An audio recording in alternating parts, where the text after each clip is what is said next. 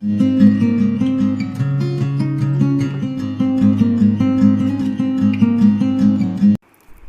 बच्चों, सुप्रभात। मैं नागरिक शास्त्र प्रवक्ता श्रीमती उषा कुशवाहा आज आपको ऑनलाइन क्लासेस में पढ़ाने के लिए स्वागत करती हूँ। बच्चों, मैंने पिछले लेक्चर में आपको स्वतंत्रता का शाब्दिक अर्थ, सकारात्मक नकारात्मक अर्थ एवं परिभाषाओं की जानकारी दी थी। आज मैं आपको स्वतंत्रता के प्रकार पढ़ाने जा रही हूँ। जो बच्चे फर्स्ट ईयर में नागरिक शास्त्र पढ़ना चाहते हैं वे लिखित कार्य करना शुरू कर दें, अन्यथा बाद में ज़्यादा मेहनत करनी पड़ेगी। बच्चों, स्वतंत्रता के प्रकार निम्नलिखित हैं। सबसे पहला प्रकार जो है प्राकृतिक स्वतंत्रता। प्राकृतिक स्वतंत्रता का आशय मनुष्य को अपनी इच्छा अनुसार कार्य करने की स्वतंत्रता से है।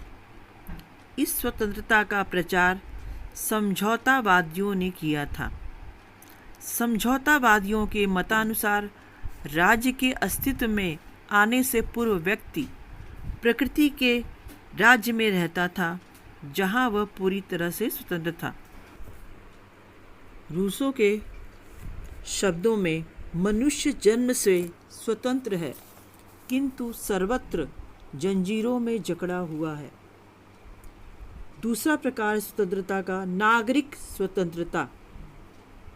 समाज का सदस्य होने के कारण व्यक्ति को जो स्वतंत्रता प्राप्त होती है उसको नागरिक स्वतंत्रता कहते हैं। इस प्रकार की स्वतंत्रता की रक्षा राज्य करता है। इसमें नागरिकों की निजी स्वतंत्रता, धार्मिक स्वतंत्रता, संपत्ति का अधिकार, विचार तथा अभिव्यक्ति की स्वतंत्रता, इकट्ठे सभा करने की स्वतंत्रता इत्यादि स्वतंत्रताएं सम्मिलित हैं। तीसरा प्रकार है राजनीतिक स्वतंत्रता। राजनीतिक स्वतंत्रता का आशय नागरिकों का राज्य के कार्यों में सक्रिय भाग लेने की स्वतंत्रता से है।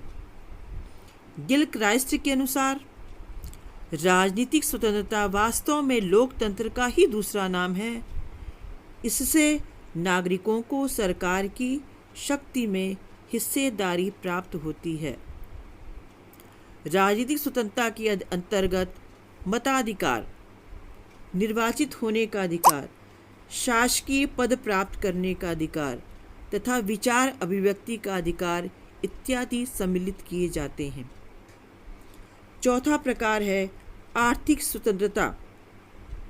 आर्थिक स्वतंत्रता का आशय है आर्थिक सुरक्षा संबंधी उस स्थिति से है जिसमें प्रत्येक व्यक्ति अपनी अनिवार्य आवश्यकताओं की पूर्ति करते हुए अपना जीवन यापन कर सके।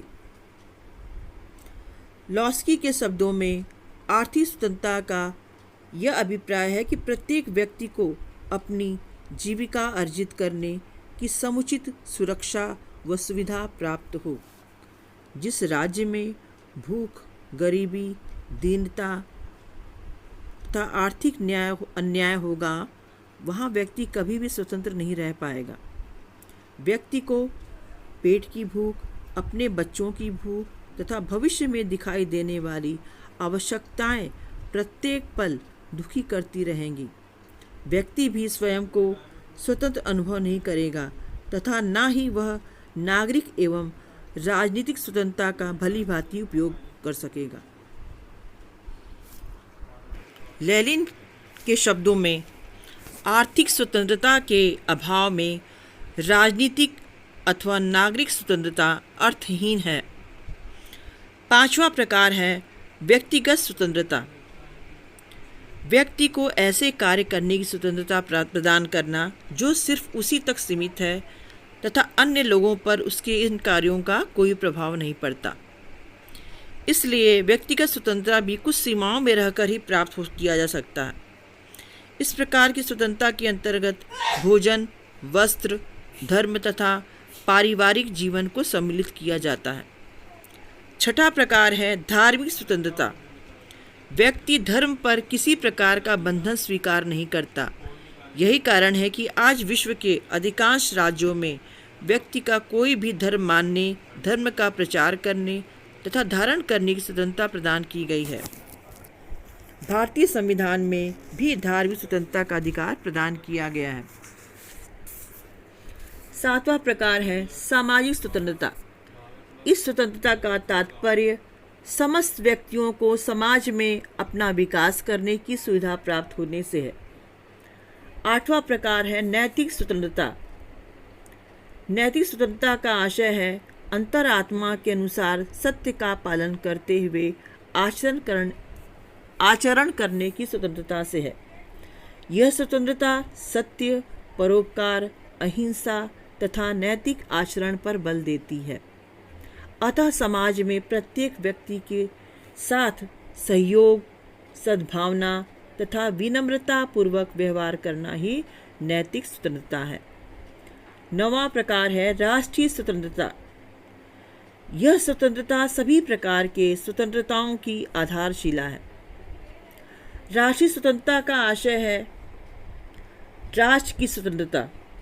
जिस प्रकार व्यक्ति को स्वतंत्रता प्राप्त होनी चाहिए, ठीक उसी प्रकार से एक राष्ट्र को भी अपने विकास के लिए स्वतंत्र होना आवश्यक है।